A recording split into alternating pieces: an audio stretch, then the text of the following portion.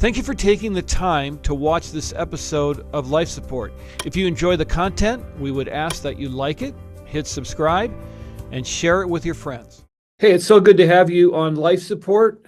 What we do on this show is we love to tell stories. We tell stories about how Jesus redeems, and no matter what you might be going through, there is always hope. And so we have a very special guest with us today. Her name is Tonya Shellnutt. She is a speaker, an author, and a podcast host. And welcome. It's great to have you. Oh, thank you so much, Paul. It's a pleasure to be with you all today. You know, you are where every Minnesota person wants to be. You're in South I, Carolina. I know, and the sun is shining bright today. It's going to be a balmy 70 degrees, so I'm sure y'all are freezing up there. I'm a Montana girl. I moved down here about 10 years ago, so I am very familiar with the cold weather, and I will take this South Carolina weather any day. Yeah, we're going to have a lot of people joining you in just a couple of days when they can get their cars and drive down there. We'll try to keep your location undercover for now. Yes, yes. So you're a speaker, you're an author, you're a podcast host. Tell me how you got there, and I mean, you have a pretty wide array of things that you're involved with. I do. Yeah. So, as you were saying in the beginning, and this is really all about God's redemption, right? So, kind of back us up a little bit to how we got here. So, as I said, I'm from Montana, and anybody that knows anything about Montana knows that there's more bars than churches on every corner. And I was actually abandoned by my birth father when I was 6 months old. He left my mom and I, and so my mom went on to marry a guy who was an alcoholic. And so I spent my growing up years in an alcoholic home. I didn't have faith as a background. I would go to church with my aunt on Christmas and Easter, and that was on occasion. So I knew nothing about the faith, and God just put people in my life along the way to which I can share later how I got there. But when I was 5 years old, my parents had wanted to go out there. They always partied. That was what my parents did. They went out all the time and partied. And so when I was 5 years old, my parents left me home with a neighbor who we didn't even know. He was an 18-year-old male. And unfortunately, he sexually assaulted me.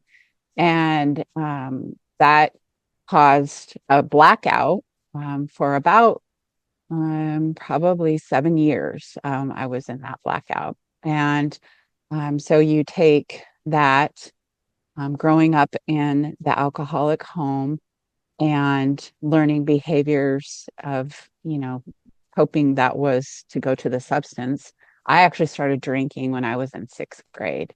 And so that then, took me down a very dark path. And when I shared with my parents what had happened to me, um, they, I don't think it's that they didn't believe me, Paul, but I just think it was, they didn't know what to do with it. Yeah. And so when you grow up in an alcoholic home, and those of your listeners who have grown up in an alcoholic home or know anything about alcoholism, the norm is to shove everything under the rug. You don't talk about it. Because if you don't talk about it, then it doesn't exist. And so that is what catapulted me to write a book, start a podcast, and do speaking. Because to me, the most important thing is you can't heal what you're not willing to face. And shoving things under the rug and pretending like it's not there doesn't help anybody. And so that was the catalyst. That trauma as a child was the catalyst for where I am today and what God has called me to today. Obviously, there's a ton in there that we can unpack, but I'll stop there and let you ask me the next question. No, I appreciate you sharing that. You talked about a blackout, Mhm. meaning that you buried that incident and didn't revisit it till 7 years later. Is that common? It is, yes. So most children who have been sexually abused or have had severe trauma, um, they do have a mental blackout, if you will, that causes them to shut out those memories as a way of coping. And so I'm not a psychologist. I don't claim to be a psychologist. I can only tell you what happens to the human body when you suffer that trauma. And so most abuse and again, sexual assault, violent situations, they do block it out. And you get glimpses, like there'll be little things that will happen. But what happened for me was we were, and how it came out is when I was in fifth grade and we were studying the reproductive system and talking about these things. And a teacher was talking about this stuff. And then that's when the memory came out for me. And I was like, oh my gosh. And then it all comes back and you remember it all. And there's a book out there. I can't remember who the author is, but it talks about, the body doesn't lie. And it's just about the trauma that happens to you and it just stays with you forever. And so that's what happened. I think one of the hardest things about experiencing trauma is there's the perception that you kind of get better Hmm. and that, after a period of time, you should be getting over it. I mean, how many times do we hear that person's stuck? Yep. That person can't move forward. And then there's this tremendous isolation that happens because you start to believe the world around you doesn't believe you and Mhm. you stop trusting it. And here you were, you're kind of all by yourself. I mean, you didn't have a real supportive home life. So how did you move forward once you discovered kind of or rediscovered all of these things?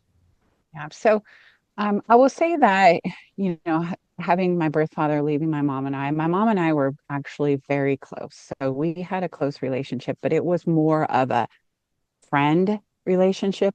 It was not a mother-daughter relationship. And so my to add a little bit more to this, my adoptive dad was, as I said, an alcoholic, but he also had multiple affairs on my mom. So I was a support for her, really, to be honest with you. And I can remember times where we would be driving around and she would be looking for him, going to these women's house and seeing his car there and just her experiencing this devastation. So I was more of like a support for her. And Mhm. so when when it came out that I had this experience and that I had been sexually assaulted, my mom, you know, um, not immediately, she didn't ask if I needed to go get some help. But after a couple years, she saw my drinking and what I was doing. And she said, Tonya, I think you need to get some help. And so she encouraged me, to go to counseling. And that was great that she did that. But there was still this very chaotic um, environment where, I was trying to support my mom emotionally as she was going through this, um, situation with my adoptive dad and the cheating and the lying and the fighting and the drinking. And so it was just very tumultuous. So you can imagine you have that, right? And you've been injured and harmed and you've got to deal with it. And so it was hard for me to focus on healing or trying to get help for myself. So that's where my alcohol really escalated, Paul. I was, you know, in high school drinking to blacking out during my drinking, having friends say to me, Tonya, I don't think you should drink so much tonight. And, trying to get me to not drink because I didn't just drink a little bit, I drank a lot. And so you take the combination of all of that chaos, and it was very tumultuous. Yeah, it sounds like that. Tonya Shellnutt is our guest, speaker, author, podcast host, sharing her story. Um, yeah, just to touch on something you just said, we we tend to categorize people, and uh, high school is a good example, but even post high school, when people are experiencing a certain behavior, we tend to assume that um, they're willingly, you know, hurting themselves or other people. But sometimes we don't take the time to investigate why is this happening? What is going on in your home?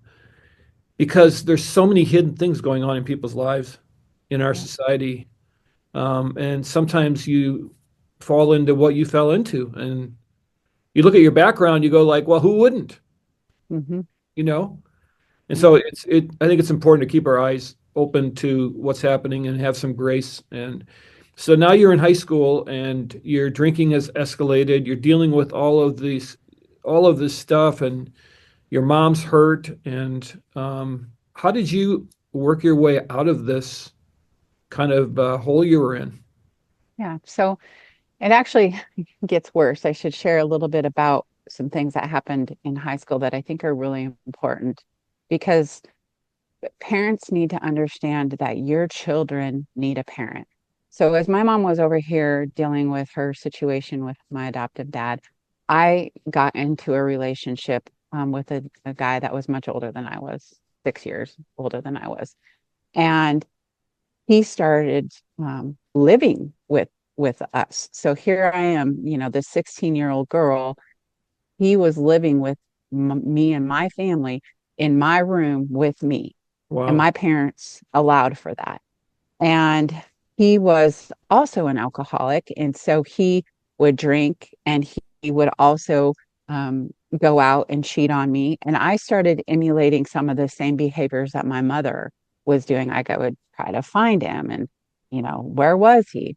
So by the time I got out of high school and went off to college, he and I had kind of broken up, but we were still talking. And in my immature brain and just kind of seeing what my mom was going through, I thought, oh, he's going to change. Like he's going to change because he really loves me. And so we decided to get back together. And he lived in Washington, and I drove to go see him. And when I got there, he was getting ready to go out, and he was going out with another girl. And I remember, because he had, pledged a promise ring to me and all these promises, I'm going to change, I'm going to change. And I remember saying some pretty harsh words to him and leaving. Well, about 2 weeks later, I got a phone call from his parents, and he committed suicide. And when he committed suicide, he left me a note, No. nobody else but me. And this note said, I tried to call you, but you didn't answer.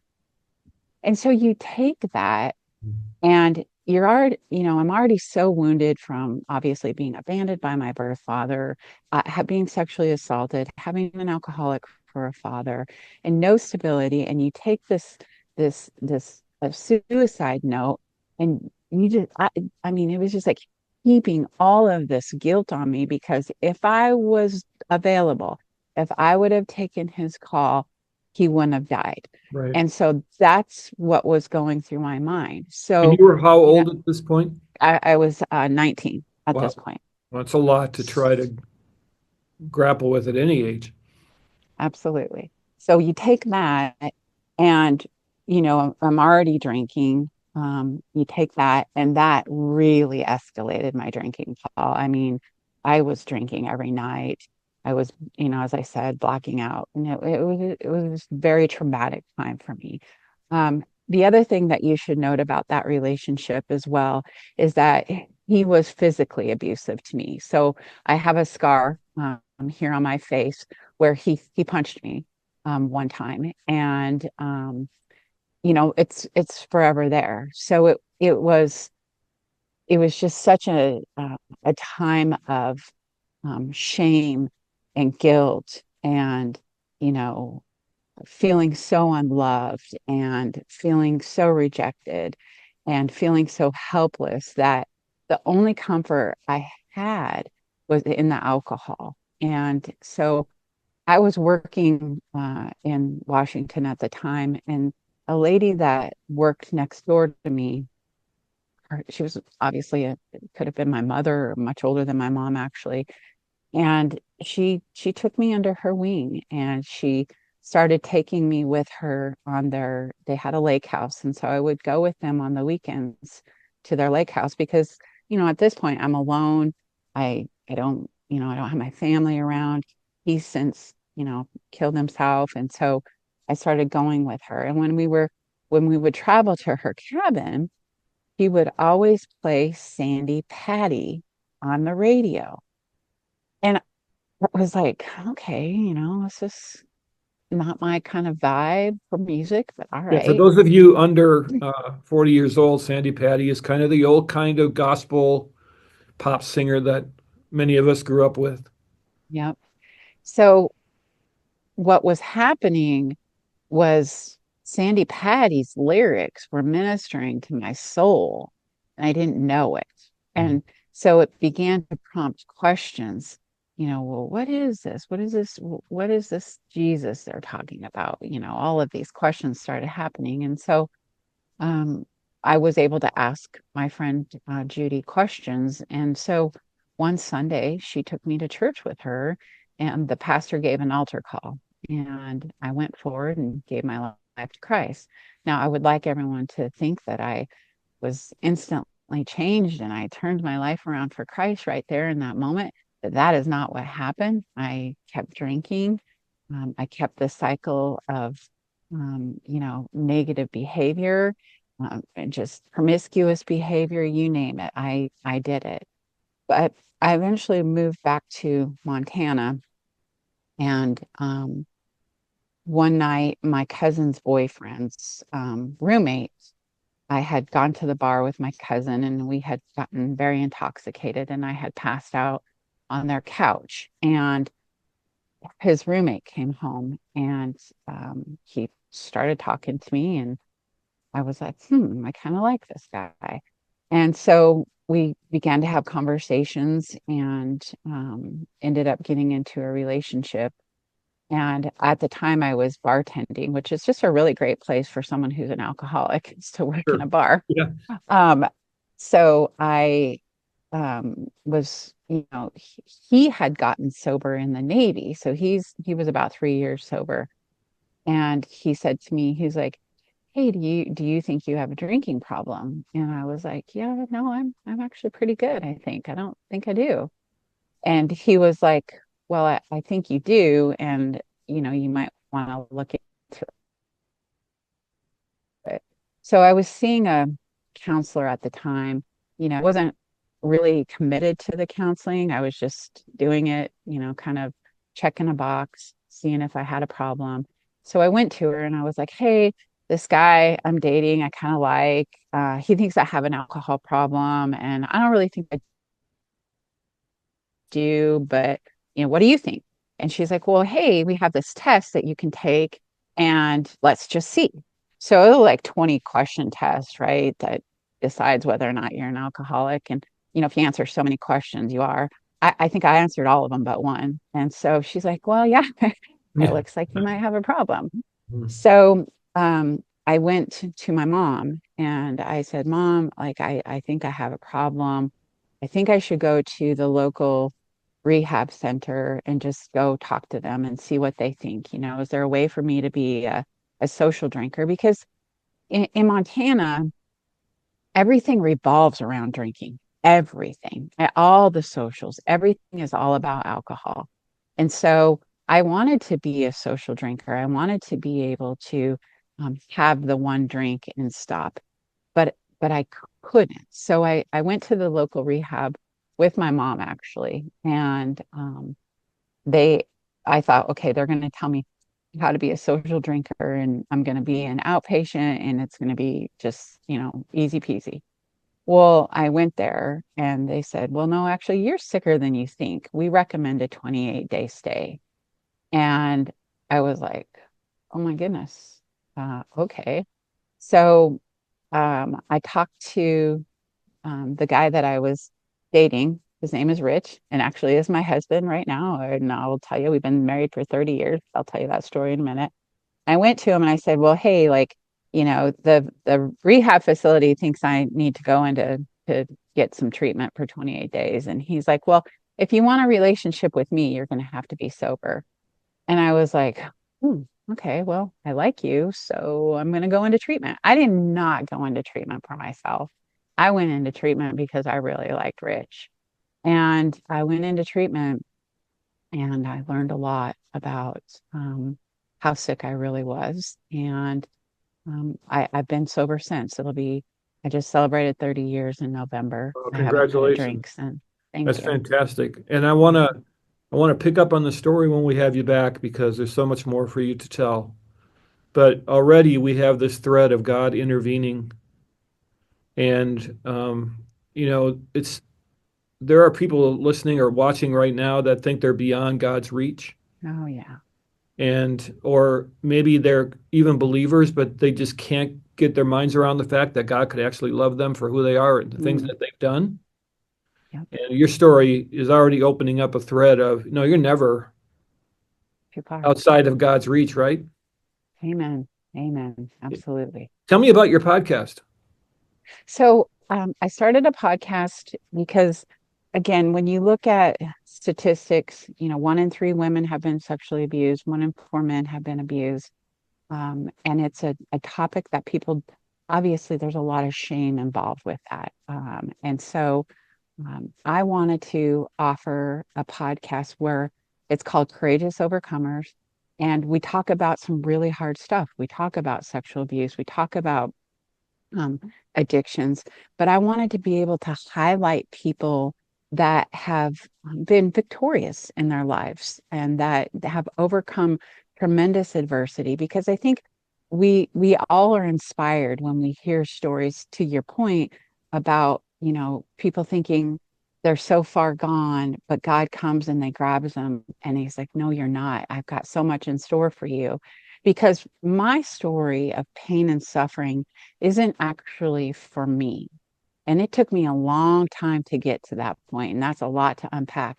But my story of pain and suffering is actually for somebody else who has been abused or who has gone through physical abuse or who's been abandoned, who is a drunkard, who needs to know that your life is just as precious as mine, and God wants you to be in relationship with him so you can help the next person who Mhm. needs to hear your story. And so that's what I really want, and I focus the podcast on is people hearing about these stories of overcoming. So every other week we try to have on a guest who's been through some adversity, and it's not just about abuse or addiction. It can be suicide, depression, loss of a loved one, whatever it is. It's just highlighting people that have some hope at the end of their story. That's awesome. And it's available on all the platforms. It is, yes, sir. Courageous Overcomers. Okay. Tonya, thanks for being with us. We'll catch up with you soon, okay?